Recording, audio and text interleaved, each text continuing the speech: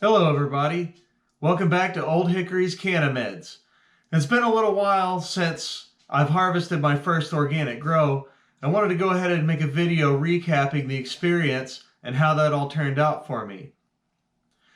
Basically, I decided to switch over to a living soil in one of my rooms to go ahead and try that out versus how I've been growing my herb with a combination of synthetic and organic nutrients.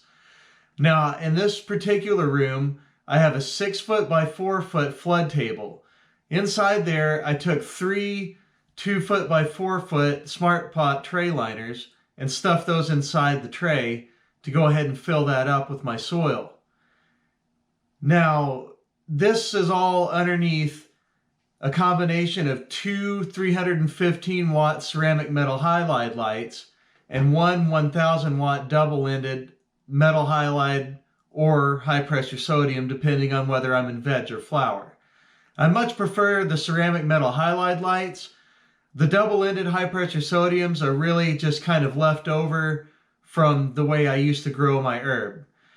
Now, before I get too far lost in the weeds on details on all this, I just wanted to go ahead and say that out of these 2 315 watts and one 1000 watt, over this 6-foot by 4-foot raised bed, I ended up yielding 45 ounces of dry herb. Now that's in addition to about 4 to 8 ounces of lower buds and trimmings that ended up going to make some concentrate.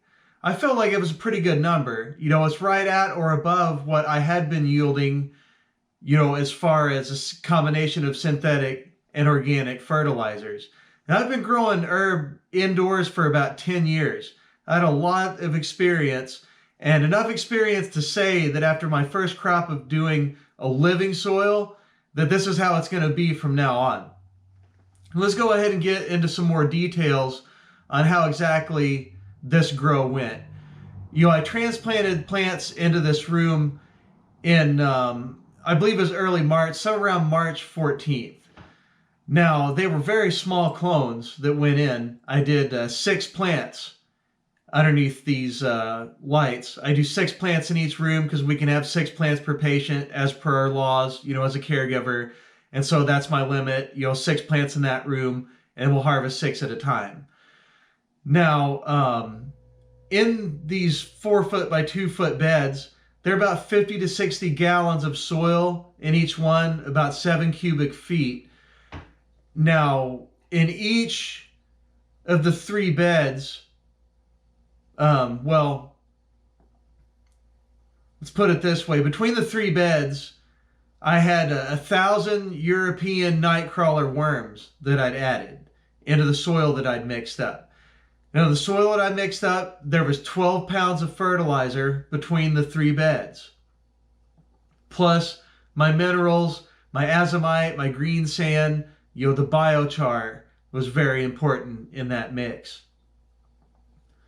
The plants, they vegged for about 6 weeks, but I went out of town on a 3-week thing. You know, it was for work. You know, I had to go back to Missouri and help set up some grows back there for their medical laws that was kicking in. Now, had I been present during that 6 weeks of veg and was able to scrog the plants properly and train them, I could have easily cut that veg time to somewhere between 4 to 5 weeks to fill up my area, which was roughly 6-foot by 4-foot. Now, when I got back, the plants were pretty out of control. I had to do a lot of trimming and bending them under the screen, and then, you know, veg them out for a little bit longer to fill out the areas that I had to thin out because of the lower branches were coming through more. You know, it took me a little while to get it under control. After about 5 or 6 weeks of vegging, during this time, I was doing a hand feeding once per week. Now, this hand feeding, I would just mix up 4 gallons of water in a 5-gallon bucket. Now, these weekly hand feedings consisted of fish hydrosolate at 30 milliliters per gallon. I had my LAB, the lactobacillus serum that I make from fermented milk. I use that at 10 milliliters per gallon. My fermented plant juice, I used at 20 milliliters per gallon, molasses at 20 milliliters per gallon. Now, when I flipped my plants into flower, I started to notice pretty quickly that they were turning yellow on me. Now, this was clearly, a lack of nitrogen, because when they go into the stretching phase of the flowering, which is really just an accelerated vegetative growth, they really lack the nitrogen. So I gave them a really heavy dose of Thrive In. I get it from Build-A-Soil. It's a 1500. It's a powdered nutrient. Now I dissolve that in water. I put 3 tablespoons into 4 gallons of water. Normally I would only use 1.5 tablespoons. So it's kind of a double dose that I gave them. I gave them that about 7 days into their flower cycle. And within about 5 more days, the plants had really changed color. They'd gone into a nice green again once more. And their health improved immensely. I'd recommend from now on, when you first go into flower, go ahead and give them a lot of nitrogen, because they're going to start to become deficient in that. Now, in addition to this nitrogen feeding that I gave them during the transitionary period, I changed my recipe slightly. Now, in this 4 gallons of water, I still do the fish at 30 milliliters a gallon, the LAB at 10 milliliters, FPJ at 20 milliliters. I add in WCA, which is water-soluble calcium. That's made from eggshells. Now, I put that in at 10 milliliters per gallon into the soil. Also, the molasses still at 20 milliliters per gallon. And do that nitrogen either, at 1.5 tablespoons up to 3 tablespoons to the whole bucket of water. And that's going to give you the nitrogen boost they need during the stretch to fill up your screen and start rising above your screen. After that, by week 3 of flower, I've already switched my metal halide bulb out for my high pressure sodium on that end of the screen. The ceramic metal halide bulbs don't need to be changed out from vegetative growth to flower. That's another reason why I really like them. Now I've switched to do my hand waterings at the 3-week mark. I'm going to do what I did before, with add a little bit of other things and substitutions. Now from weeks 3 to weeks 5, what I did was I had my fish at 30 milliliters a gallon, my LAB 10 milliliters a gallon, the FPJ at 20 milliliters per gallon, and now instead of the WCA, I'm using WCAP, which is water-soluble calcium and phosphorus, because now they're starting to need some quickly available phosphorus to start building their buds. So I add the WCAP at 10 milliliters a gallon, and I also got a powdered nutrient. It's all organic from Build-A-Soil. It's called Build-A-Bloom. Now I use that at 2 tablespoons for the whole 4-gallon bucket of water. And I water that in just 3 times. I use that at week 3, 4, and week 5. Now after week 5, I didn't do any more feedings. I just did the plain water. Now the plain water is being automated drip through my Blue Mat system with Blue Mat drip emitters. Now with the tensiometer I got, the digital tensiometer from the Blue Mat company, and I like to keep my tensiometer reading between 30 and 50 M-bars. That seemed to work the best. It keeps the worms happy, it keeps the microbes alive. It's not too wet. The way those numbers work is the lower the number, the wetter it is. Now say a 20 would be a little bit too wet. Now going up to 75, 80, that would be a little bit too dry. Now I wouldn't panic until the number gets much over 100, but I like to keep it anywhere between 30 and 50, seems to be the sweet spot. Now at those levels with my automated system, my 40-gallon reservoir of water, when the plants are really in their peak production of building flower, that reservoir would last about 4 to 5 days. So that's about how much water that it's taking to do this organic system. It's a pretty good number. You're probably going to want to know what that is. Now I ran them through my strains. I harvest them at 9 weeks. And after 9 weeks of flowering, I harvested them and I dry my buds in a room that I keep pretty much specifically for drying buds. I keep a dehumidifier in there in addition to an air conditioner.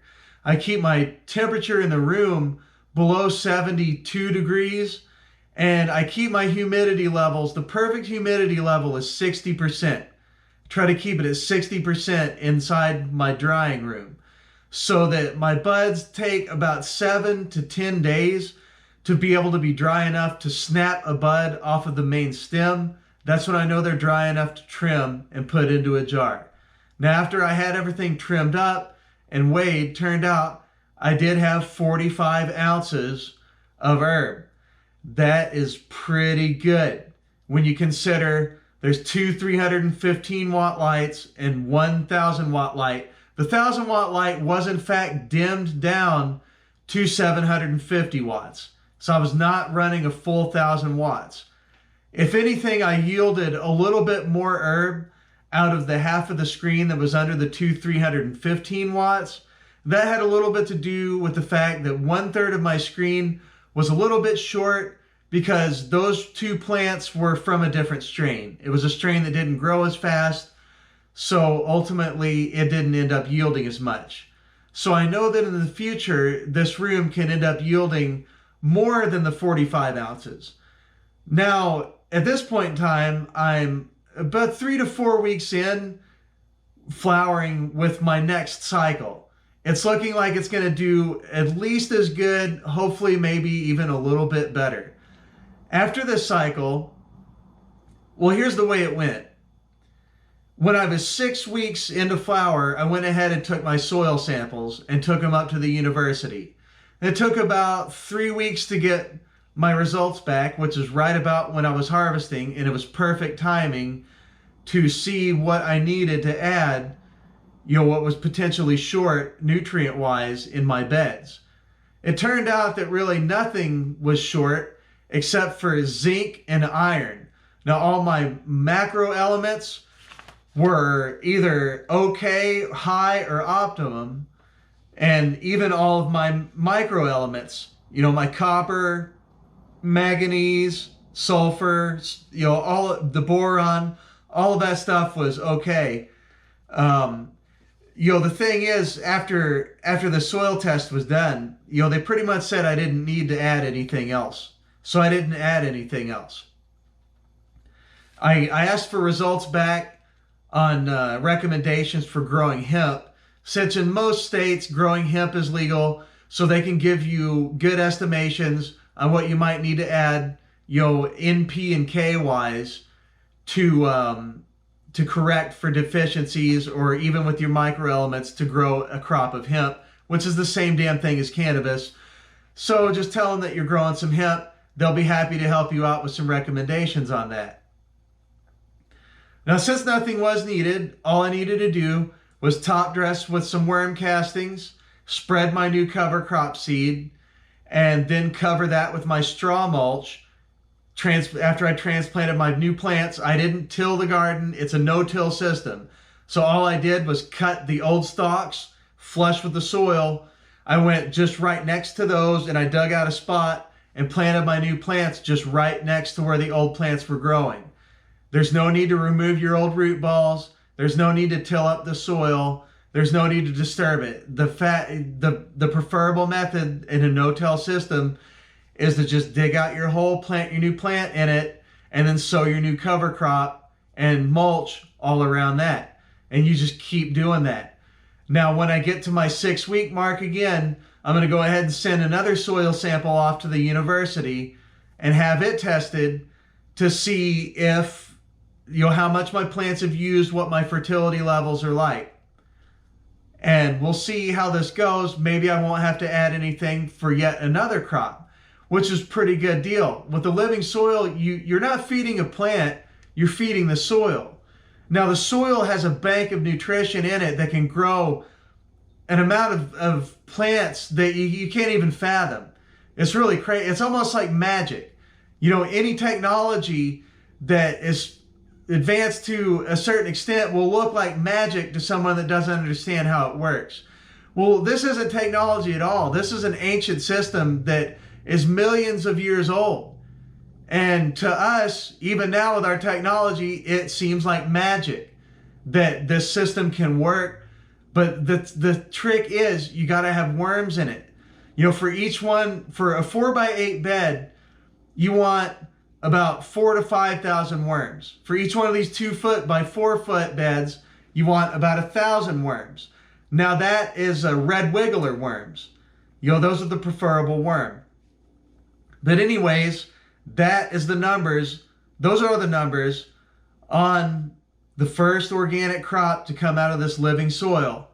And we've got the second crop in. The plants were even healthier, you know, because the biology was all established. Everything had worked its way out in the soil. The plants just really took off and grew. I really only needed to veg for 4 weeks this time, and my screen was plenty full to go ahead and flip them into flower. And they're really like beasts, like lady beasts in there, just flowering it up. But I'm glad you stopped by to check out the updates, the recap, and the hard numbers on all this. 45 ounces out of a 6 foot by 4 foot table with those lights underneath it is really good. You know, it's nothing to sneeze at. Those are really good numbers. Now, you know, go ahead and subscribe to the channel. Check that out. You know, leave a thumbs up, leave a comment if you have any questions on this. You know, this is something that everybody should be trying out. No matter how you're growing your herb, just pick one room. You know, if you got multiple rooms, or just pick one plant. Just try to do something with this living soil. I don't think you're going to be disappointed. Just remember, what we're doing is farming.